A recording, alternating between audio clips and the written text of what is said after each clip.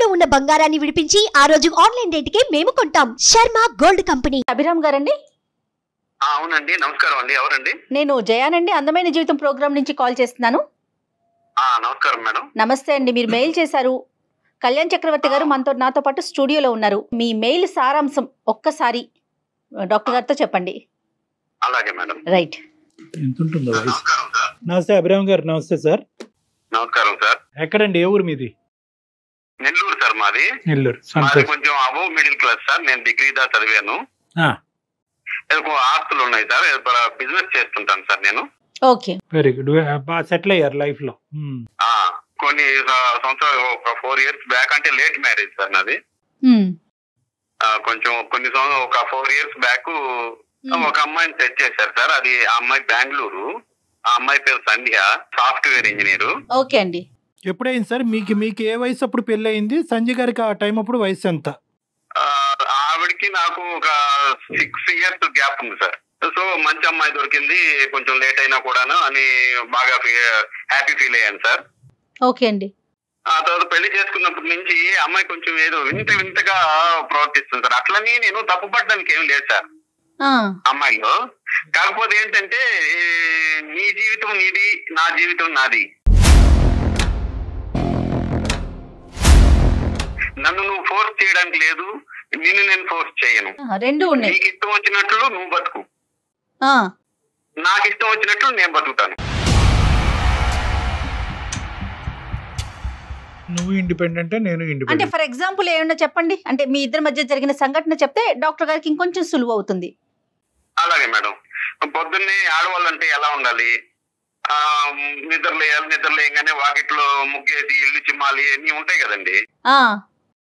భర్తతో బాగా అన్యోన్యంగా ఉండాలి,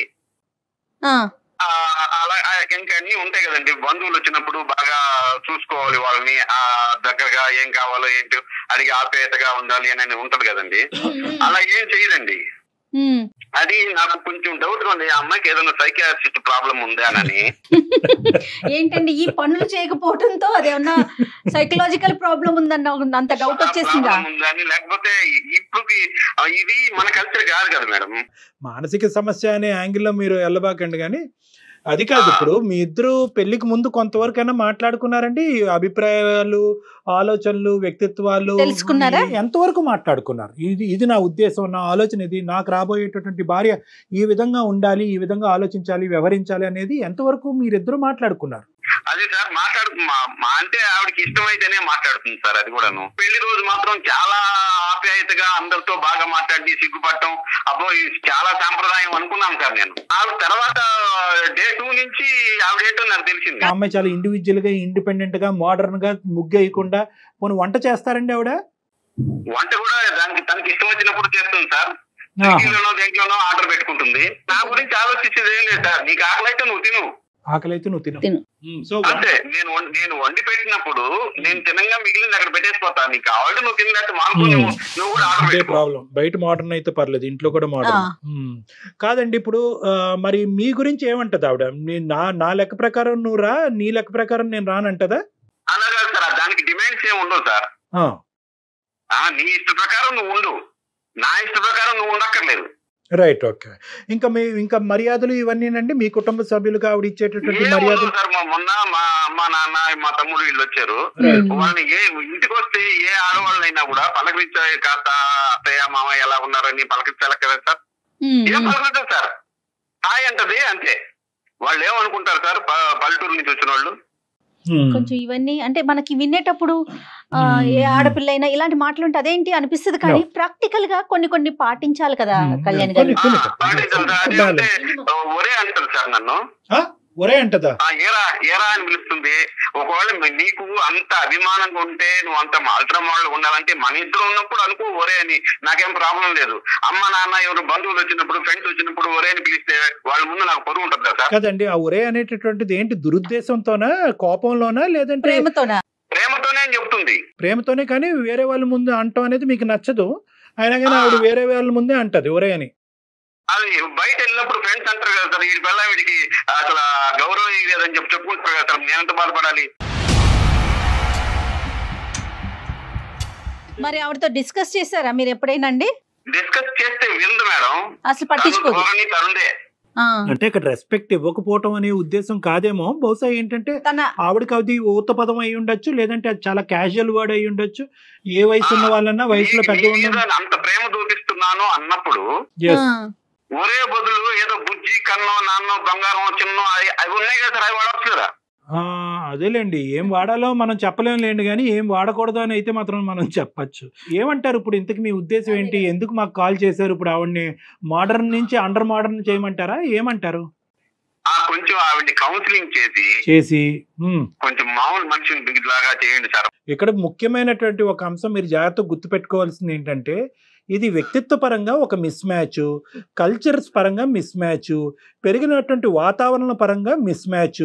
మీరు ముందు పెళ్లి చేసుకోకముందే నేనెవరు నువ్వెవరు, నీ అభిప్రాయం ఏంటి నా అభిప్రాయం ఏంటి, మన ఇద్దరికి మ్యాచ్ అవుతుందా అనేది ముందు చేసుకోవాల్సింది. ఇప్పుడు మీరు తర్వాత చేస్తున్నారు అంతే. మరి మాట్లాడదామా ఒక్కసారి ఆవిడతో అండి? మాట్లాడదాం మేడం. అభిరామ్ గారు ఒక మాట చెప్పండి, ఇట్లా అందమైన జీవితం డాక్టర్ కళ్యాణ్ చక్రవర్తి గారు ఉన్నారు అని చెప్పి అప్పుడు కనెక్ట్ చేయండి ఆవిడకి. సరే మేడం. ఉంటుందా? మాట్లాడుతున్న వ్యక్తి మీ కాల్ ను హోల్డ్ లో ఉంచారు, దయచేసి లైన్ లో వేచి ఉండండి. హలో చెప్పబే సంధ్య, ఒక నిమిషం నేను చెప్పేది వింటావా? చెప్పు. ఏంటో సంధ్య, ఇప్పుడు సైకాట్రిస్ట్ డాక్టర్ గారు ఒకరు ఉన్నారు, కళ్యాణ్ చక్రవర్తి గారు. ఓకే. అది మీ గురించి చిన్న ప్రాబ్లం ఉందని సార్కి చెప్పాను. నా గురించి ప్రాబ్లమా? కొంచెం అది డాక్టర్ గారితో మాట్లాడతారా? ఎవరికి ప్రాబ్లం? సంధ్య అమ్మా, సారీ అమ్మ, నేను డాక్టర్ కళ్యాణ్ చక్రవర్తి అమ్మా. నేను సుమన్ టీవీ అందమైన జీవితం నుంచి మాట్లాడుతున్నానమ్మా. నమస్తే అమ్మా. అతను సరిగ్గా అదేంటంటే ఫ్రేమ్ చేయలేకపోతున్నారు.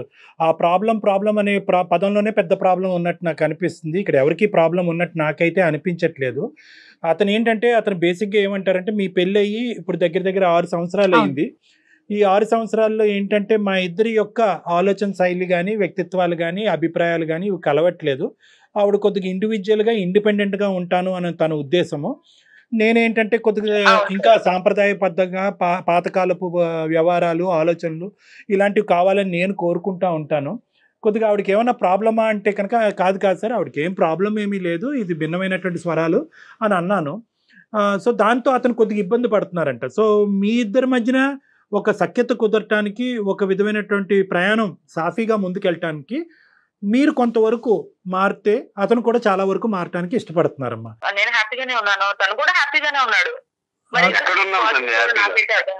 చెప్పండి, మీరు ఎందుకు హ్యాపీగా లేరో చెప్పాలి అభిరామ్ గారు. సార్, ఇప్పుడు మామూలుగా ఆడవాళ్ళు అంటే ఇంట్లో వాళ్ళు, భార్య అంటే ఆడవాళ్ళు అంటే ఎలా ఉంటారు సార్? మామూలుగా పొద్దున్నే లేచి ఇల్లు జిమ్ముకొని ముగ్గేసి ఇవన్నీ చేస్తారు కదా సార్. కాదు, నేను ముగ్గేయడం నీకు పెద్ద సమస్య. ఏమనుకుంటున్నావు నువ్వు? పనమ్మ వేస్తుంది కదా, నేనే వేయాలని ఏంటి? ఇది ఒక పైసాకి కారణమా ఏంటి? కాదు సంజయ్, నీకు అర్థం కావట్లేదు. ఏంటంటే అది మామూలుగా ఇంట్లో ఉండే భార్య భర్త అన్యోన్యంగా ఉండాలి, ఒకరి పనిలో ఒకరు పంచుకోవాలి, ఒకరు చెయ్యాలి. అలాగా ఉండటం లేదు. నువ్వు నా పని నా ఇష్టం, నీ పని నీ ఇష్టం, నువ్వు నన్ను ఫోర్స్ చేయడానికి లేదు, నేను నిన్ను ఫోర్స్ చేయడానికి లేదు అంటున్నావు కదా. నీకు అర్థం కాని విషయం ఏంటంటే అవి, నేను నీకు ఫుల్ ఫ్రీడమ్ ఇచ్చాను. నువ్వు ఏది చేయాలనుకుంటే అది చేయమని చెప్పి, నేనేది చేయాలనుకుంటానో అలాగే చేస్తాను.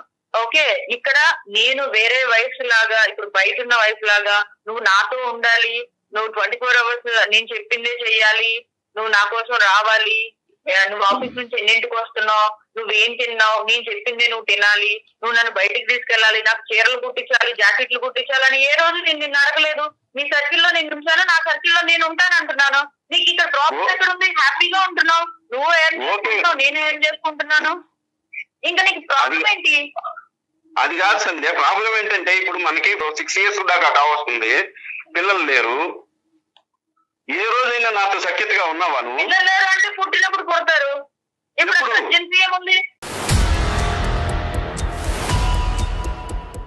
అర్జెన్సీ అంటే ఏంటి సంధ్య? ఇప్పుడు నువ్వు అసలు భర్తతో ఎలా ఉండాలో ఒక భార్య అలా ఉంటున్నావా? నువ్వు ఒక యంత్రం లాగా ఉంటున్నావు.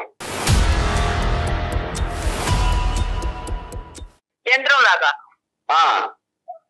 నా కంఫర్ట్ జోన్ లో నేను ఉంటున్నా, నీ కంఫర్ట్ జోన్ లో నిన్ను ఉంచుతున్నా. అది నువ్వు కంఫర్ట్ అని నువ్వు అనుకుంటున్నావు సంధ్య. ఇప్పుడు మన ఇద్దరు ఉన్నప్పుడు నీ మీద ప్రేమ మీద నీకు ప్రేమ ఉంది, నీ మీద ప్రేమ ఉంది, ఒరే అని పిలుచుకోవచ్చు మన ఇద్దరు ఉన్నప్పుడు. బంధువులు వచ్చినప్పుడు కూడా నువ్వు ఒరే అంటే ఎలాగ నన్ను వాళ్ళు ఏం ఫీల్ అవుతారు, వీడి భార్య వీడికి అసలు ఇదే ఇవ్వడం లేదు, గౌరవం ఇవ్వడం లేదు అంటారు కదా.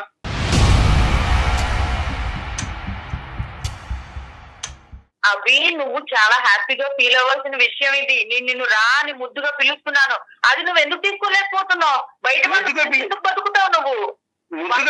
సంబంధం మన ఇద్దరు రిలేషన్ ఏంటో మనకు తెలుసు, పోస్టర్లు అయ్యాక లేదు.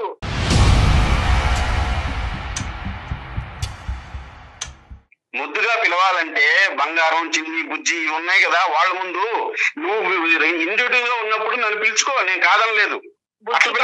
పిలిచేంత ప్రేమ నీ మీద నాకు రావట్లేదు. మరి సంజయ్ నేను కొద్దిగా ఇప్పుడు ఇంటరప్ట్ అవ్వచ్చా కొద్దిగా? ఇక్కడ ఏంటంటే అతను కాన్సెప్ట్ ఏదైతే ఉందో కంప్లీట్గా ఒక మ్యారేజ్ గురించి కానీ వచ్చేటటువంటి భార్య ఎలా ఉండాలి, ఎలా వ్యవహరించాలి అనేటటువంటిది కంప్లీట్గా మీరు చెప్పేదానికి కాంట్రాస్టింగ్గా ఉంది. మీరేంటంటే కంఫర్ట్ అంటున్నారు, ఫ్రీడమ్ అంటున్నారు, స్వేచ్ఛ అంటున్నారు, నీ జీవితం నీది, నా జీవితం నాది అంటున్నారు. అది అతను కంఫర్ట్ అనుకోవట్లేదు, అది అతను ఫ్రీడమ్ అనుకోవట్లేదు. ఎవరికి వాళ్ళుగా బతికేటట్టు. అదే నేను ఎవరి ప్రాబ్లము అని నేను అనట్లేదమ్మా, ఇది ఇద్దరికి సంబంధించినటువంటి ప్రాబ్లము. ఇద్దరు ఒకరినొకరు అర్థం చేసుకునేటటువంటి ప్రయత్నంలో అవతల వాళ్ళకి ప్రాబ్లం ఉందా లేదంటే నాకే ప్రాబ్లం ఉందా అనేది అనుకోవటం ఇక్కడ ఇంపార్టెంట్. ఇప్పుడు మీరిద్దరు ఏంటంటే ఇరువైపులా ఇలా వేలు చూపెట్టుకుంటున్నారు, 4 ఏళ్ళు మీ వైపు చూపెడుతున్నాయి అనేటటువంటి మీరు అనుకోవట్లేదు. ఇలాంటి సమస్యల్లో ప్రధానంగా కావాల్సింది ఏంటంటే ఎదుటి వాళ్ళకి ఏం ప్రాబ్లం ఉంది అనేది కాదు, ఎదుటి వాళ్ళకి నేను ఎలా అడ్జస్ట్ అవ్వాలి, నా ప్రాబ్లం ఎలా తగ్గించుకోవాలన్నది ఆలోచించడం ఇంపార్టెంట్. ఇక్కడ ఏంటంటే మీరు కొన్ని పదాలు వాడుతున్నారు, ఫ్రీడమ్ అంటున్నారు, కంఫర్ట్లో ఉంటున్నారు, ఇండివిజువాలిటీ అండ్ ఇండిపెండెన్స్ అంటున్నారు. అతని ఉద్దేశం ఏంటంటే ఈ ఫ్రీడము, కంఫర్ట్, ఇండివిజువాలిటీ అనేటటువంటిది ఇందాక మీరు అంటున్నారు కదా, నీ బతుకు నువ్వు బతుకు, నువ్వు ఎక్కడికి వెళ్ళాలంటే అక్కడికి వెళ్ళు, నా పర్మిషన్ తీసుకోవద్దు, నీ వంట నువ్వు వండుకో, నీ తిండి నువ్వు తిను అని అంటున్నారు కదా. అవి మీరేమనుకుంటున్నారు, అది ఫ్రీడము, కంఫర్ట్ అని అనుకుంటున్నారు. అది ఎలాగా మీ లెక్క ప్రకారం, మీ ఉద్దేశం ప్రకారం ఆ విధంగా ఉంటాయి. కానీ అతను ఏమనుకుంటాడంటే వంట వండాలి, అన్నం వడ్డించాలి, ఇంటి ముందు ముగ్గేయాలి. సరే ముగ్గేస్తారా, కల్లాపు జల్లుతారా, అది వేరే విషయం. అది ఈ రోజుల్లో ఎంతమంది ఆడవాళ్ళు చేస్తున్నారన్నది అది ఒకటి కాదమ్మా. నష్టం ఏంటి సార్? ఇక్కడ పెద్ద పెద్ద నష్టాలేం జరగట్లేదు కదా. ఎవరికి ఎలా కావాలంటే అలా ఉందామని చెప్తున్నాను. నాకు ఇవాళ చికెన్ తినాలనిపించింది, నేను వంట చేస్తే నేను చికెన్ వండుకుంటాను, తనకి వెజిటేరియన్ తినాలనిపిస్తుందేమో. కాదు అద్ అలా కాదమ్మా.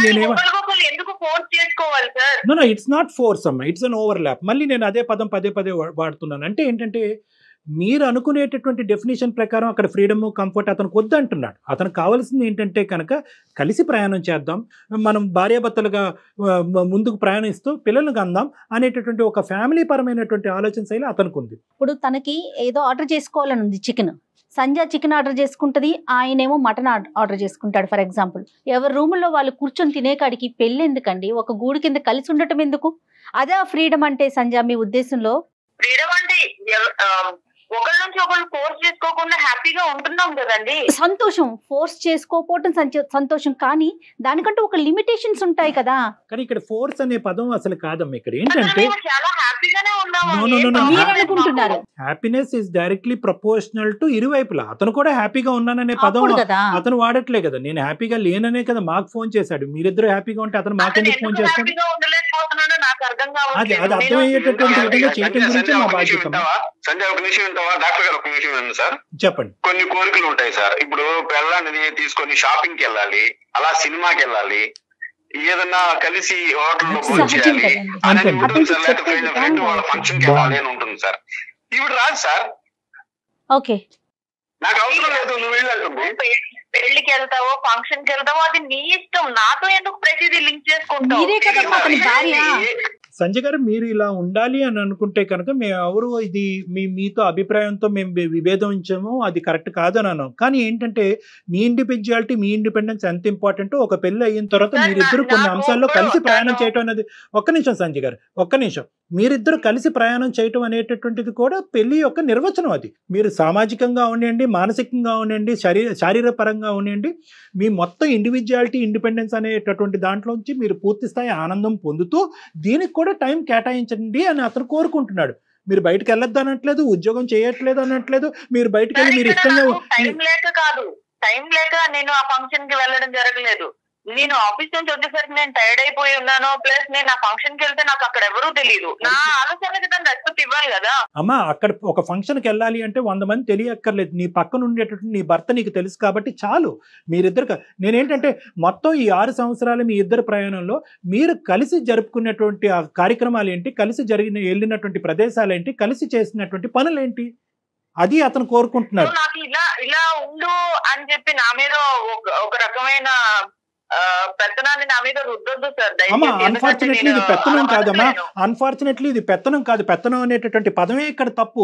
పెళ్లి అనేటటువంటిది, కుటుంబం అనేటటువంటి దానికి ఒక నిర్వచనం, ఇది ఒక బేసిక్ డెఫినేషన్. మన పేరెంట్స్ కలిసి ఉండబట్టే కదా మన ప్రయాణం సాఫీగా ముందుకు సాగుతోంది. రేపొద్దున మీరు పేరెంట్స్ అవ్వద్దు. నీకెవ్వరు రిస్ట్రిక్షన్స్ చేయట్లేదు సంజయ్ గారు, మీకు రిస్ట్రిక్షన్స్ చేసేటటువంటి ఉద్దేశం అతనికి కూడా లేదు. కానీ ఎక్కడో చోట మన ఇద్దరి మధ్యన ఒక ఓవర్ ల్యాప్ అనేది ఉండాలి. నా ఉద్దేశం నీ ఉద్దేశం అవ్వాలి, నా ఆలోచన నీ ఆలోచన అవ్వాలి, నా పని నీ పని అవ్వాలి. ఎంతో కొంత 70% ఇండివిజువల్ గానే ఉండండి. నా ఫ్రెండ్స్ ఫంక్షన్స్ అప్పుడు నాకు ఏదైనా అవసరం ఉన్నప్పుడు నేను తనని రమ్మని అడగట్లేదు. ఎందుకనంటే సమస్య అది, మీరు అతన్ని పిలవట్లేదు, మీ దానికి పిలవట్లే, అతని దానికి వెళ్ళట్లే. ఇంకెందుకు ఇద్దరు కలిసి ఉండటం, ఈ ప్రయాణం ఎందుకు అని అంటున్నాడు అతను.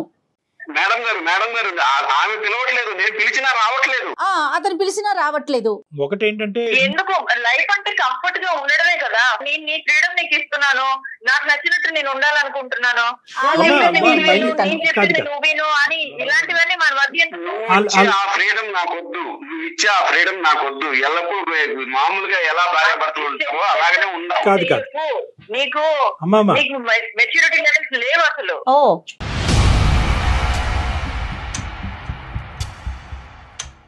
నాకెందుకు లేవు సంధ్య, నువ్వు ఏంటి ఎలా మాట్లాడుతున్నావు? గురించి నీకెందుకు? ఎంత బాగా చూసుకోలేదు, ఇంటికి వస్తే నేను బాగా చూసుకున్నానా లేదా? నువ్వు ఇలా మాట్లాడుతున్నావు. అదే మా అమ్మ నాన్న మా తమ్ముడు వచ్చినప్పుడు నువ్వేం చేసావు? వాళ్ళు పలకరించావా? మళ్ళీ అంటున్నావు, మళ్ళీ కంఫర్ట్ అంటున్నావు, నా ఇష్టం అంటున్నావు. మళ్ళీ వాళ్ళు రాగానే నేను హాయ్ చెప్పాను, ఆఫీస్ లో ఉండి నేను స్విగ్గీ నుంచి ఆర్డర్ చేశాను, ఇంకేం చేయాలి? అదే సంస్కారం, హాయ్ చెప్పి వెళ్ళిపోయేదేనా? నేను మీ అమ్మ నాన్న వచ్చినప్పుడు ఎలా చూసుకున్నా? నేను నాకు ఇలాగే వచ్చు, నాకు ఇలాగే తెలుసు. అది కాదు సంజయ్, ఎందుకు అలా మాట్లాడుతున్నావు? నువ్వు ఏ విషయంలో నువ్వు నాకు సపోర్ట్ ఉన్నావు చెప్పు? ఏ విషయంలో సపోర్ట్ ఉన్నావు? అదే ఉంటే నా కంఫర్ట్ అంటావు.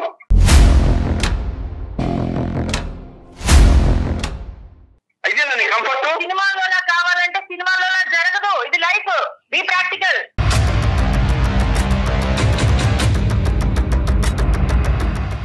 లైఫ్ లో కూడా కొన్ని ఉంటాయి, వెసులుబాట్లు ఉంటాయి. అవేం చేయవు. ఏం చేసినా నీకు అనుకూలంగా మాట్లాడుకుంటావు, నువ్వు కంఫర్ట్ అంటావు దాన్ని. నువ్వు ఎందుకు తీసుకోలేకపోతున్నావు నాకు తెలియట్లేదు. ఏం తీసుకోవాల్సిన? ఇప్పుడు 6 సంవత్సరాలు మనకి పెళ్లి 6 సంవత్సరాలు అయింది. ఏనాడైనా నువ్వు సంసార జీవితంలో సుఖంగా ఉన్నావా? నాతో అవ్వలేకపోతున్నావు, మనం హ్యాపీగానే ఉన్నాం. ఏనాడైనా నువ్వు సంసార జీవితంలో నాతో సుఖంగా ఉన్నావా? 6 సంవత్సరాల నుంచి. మనకి పిల్లలు పుట్టాలంటే ఎక్కడ పుట్టారు? ఎందుకు హ్యాపీగా లేవు? ఎక్కడున్నావు?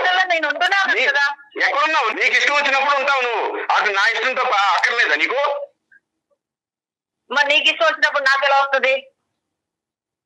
నీకు రావాలి అంటే కుదరదు. ఇక్కడ నాకు వచ్చినప్పుడే నువ్వు ఉండాలి. మరి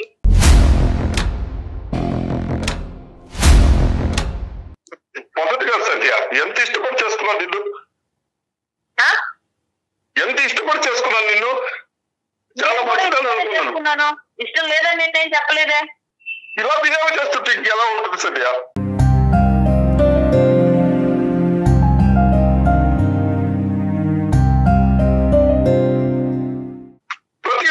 ప్రతిదానికి వ్యతిరేకించడం చేసిన తప్పేంటి అవి? ఎందుకు నన్ను పాయింట్ అవుట్ చేస్తున్నావు ప్రతిసారి? నేనేదో పెద్ద నీ మీద భూభారం మొత్తం మోపించేస్తున్నట్టు మాట్లాడతావు ఎందుకు?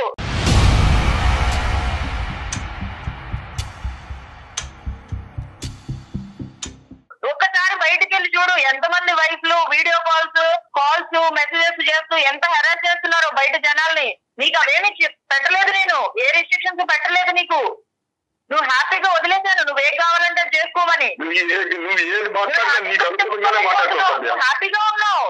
అర్థం కావట్లేదు, నువ్వు రియలైజ్ అవ్వలేకపోతున్నావు ఆ పాయింట్. ఉన్నట్టు నటించాల్సి వస్తుంది సమాజానికి ముందు. హ్యాపీగా లేదు నేను. ఎందుకు నటిస్తున్నావు? నీకే క్లారిటీ లేదు. నాకు క్లారిటీ లేదా? నీకు క్లారిటీ లేదా? మళ్ళీ అదే మాట మాట్లాడతావు. నీకే క్లారిటీ లేదు, నాకు కాదు.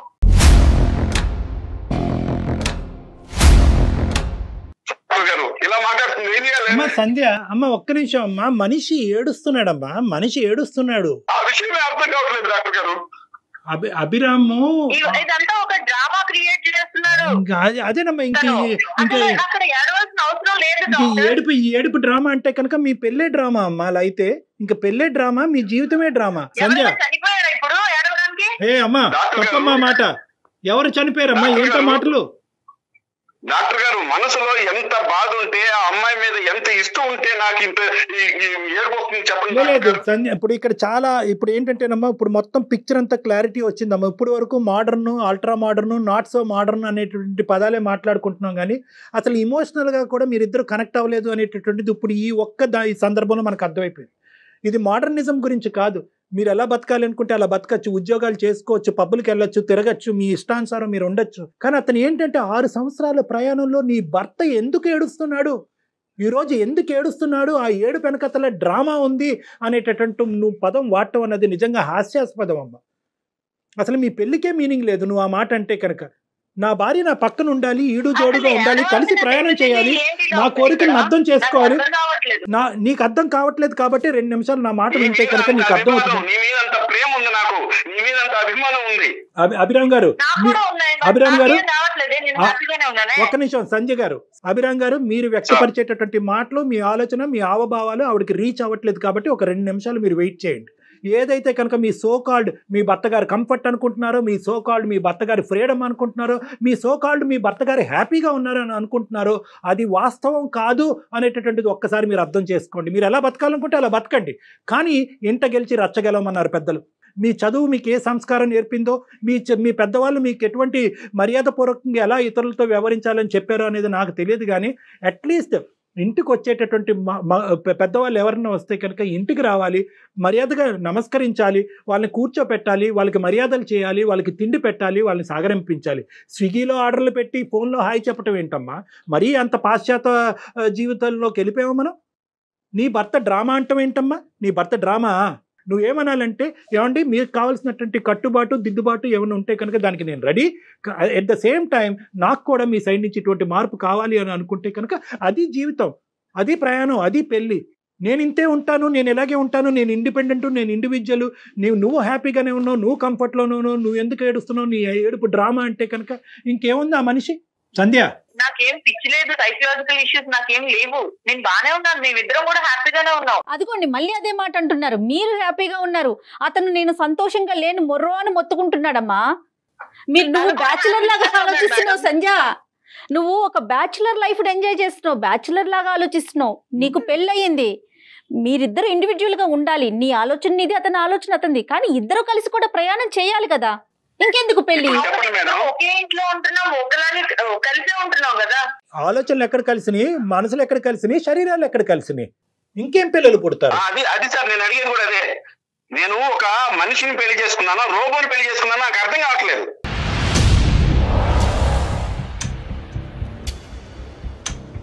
అదే ప్రతిదానికి కంఫర్ట్ ఉంటుంది. ఏమన్నా పిచ్చి పట్టిందా ఏంటి?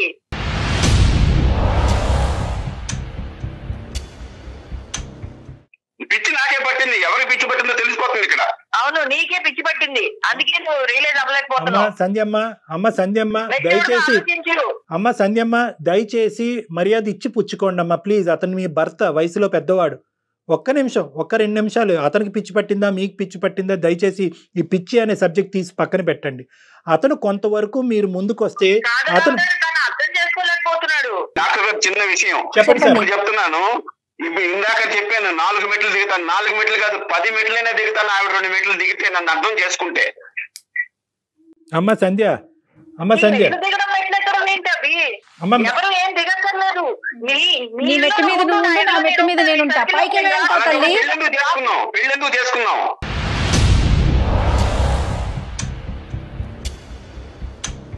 అమ్మ సంధ్య, ఇక్కడ ఎవరు కూడా తప్పు లేదు, ఒప్పు లేదు, పిచ్చి లేదు, ఏమీ లేదు. దయచేసి 1 నిమిషం అతను పడేటటువంటి వేదన, అతను పడేటటువంటి బాధని ఒక పెద్ద మనసు చేసుకుని అర్థం చేసుకోండి. అతను పెరిగినటువంటి వాతావరణం కానీ, వచ్చేటటువంటి భార్య గురించి కానీ అతను ఇంకో విధంగా ఊహించుకున్నాడు. బహుశా ఈ డిస్కషన్స్ అన్నీ కూడా పెళ్లికి ముందే జరుగుంటే కనుక ఈ దురదృష్టకరమైనటువంటి పరిస్థితి ఉండేది కాదు. కలిసి అభిప్రాయాలు కలిస్తే కనుక పెళ్లి చేసుకుని ఉండేవారు, అభిప్రాయాలు కలవకపోతే కనుక దూరంగా ఉంటారు. ఇప్పుడు ఏంటంటే కనుక మీ డెఫినేషన్ ఆఫ్ పెళ్లి డిఫరెంట్, అతని డెఫినేషన్ ఆఫ్ పెళ్లి డిఫరెంట్. ఒకటి Sandhya, at the end of the day అతని ఆలోచనలో ఎటువంటి తప్పు లేదు. అతని ఆలోచనని మీరు విపరీతంగా ఆలోచించద్దు. అంటే నన్ను పక్కన కూర్చుంటే రిస్ట్రిక్ట్ చేస్తున్నాడు, ఫోన్ చేస్తే కనుక రిస్ట్రిక్ట్ చేస్తున్నాడు, నా కథలకి పసిగడు అంటే గమనిస్తున్నాడు, నన్ను ఫ్రీడమ్ లేకుండా చేస్తున్నాడు అని అనుకోవద్దు. మీరు సమపాలనలో మీ జీవితాన్ని మీరు బతకచ్చు, అతనికి కావాల్సినటువంటి సంతోషాన్ని ఇవ్వచ్చు. ఒక్కసారి ఆలోచిస్తే 2 సమపాలనలు ఇచ్చేటటువంటి దానికి పూర్తి అవకాశం ఉంది. ఎందుకంటే మీకు వయస్సు ఉంది, దాంతోపాటు ఉద్యోగం ఉంది, దాంతోపాటు అనుభవం ఉంది. కాబట్టి డాక్టర్ అతను కంప్లీట్ గా సినిమాటిక్ లైఫ్ కావాలి అనుకుంటే నేను అంతలా నటించలేను. ఒకసారి అవకాశం ఉంటే సంధ్య, ఇది మనకి ఫోనుల్లో తేలే విషయం కాదు. ఎంతసేపు మాట్లాడుకున్నా కంటిన్యూనే అవుతూ ఉంటుంది. ఎందుకంటే మీ మైండ్ ఆఫ్ స్టేటస్ లో మీరున్నారు, ఆయన ఆలోచన విధానంలో ఆయన ఉన్నారు. అవకాశం ఉంటే ఒకసారి డాక్టర్ గారిని కలుస్తారా? నేను అది డిసైడ్ అవుతాను మేడం. నాకైతే ఇప్పుడు నేను డిసైడ్ అవ్వలేను. అసలు నాకు ఇలాంటి సిచ్యువేషన్ ఒకటి వస్తుందని కూడా నేను ఎప్పుడు అనుకోలేదు. ఇంకా డిస్కషన్ ఇక్కడితో ఆపేద్దాం. ఏదైనా ఉంటే మీరు మాట్లాడుకోండి. Thank you so much doctor. Thank you.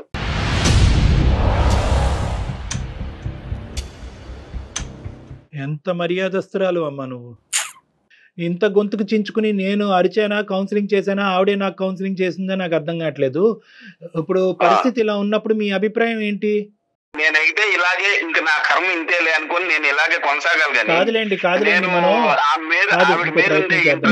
చేద్దామండి. ఎందుకంటే ఆవిడ మీద ఉండే ప్రేమ అభిమానం వల్ల నేనేమి విడాకులు అయితే ఇవ్వలేను సార్. అసలు విడాకులు అనేటటువంటి ఎజెండా ఇక్కడ లేదు. నేను ఫోన్ చేస్తాను ఆ అమ్మాయికి, మీరు ఆ నంబర్ నాకు షేర్ చేయండి, ఆ అమ్మాయితో కొద్దిగా మాట్లాడతాను, లేదంటే కనుక నా దగ్గరికి రప్పించుకుంటాను, మన ముగ్గురం కూర్చుని మాట్లాడుకుందాం. అలాగే సార్. అప్పటి వరకు కొద్దిగా ఓర్పుతో ఉండండి. 100% సార్. అమ్మాయి నెంబర్ మీకు సెండ్ చేస్తాను సార్. రైట్ అండి. థ్యాంక్ యూ సో మచ్ అండి. నమస్తే అభిరామ్ గారు. నమస్తే అభిరామ్. థ్యాంక్ యూ అమ్మా. థ్యాంక్ యూ అమ్మా. రైట్ అండి. నమస్తే కళ్యాణ్ గారు.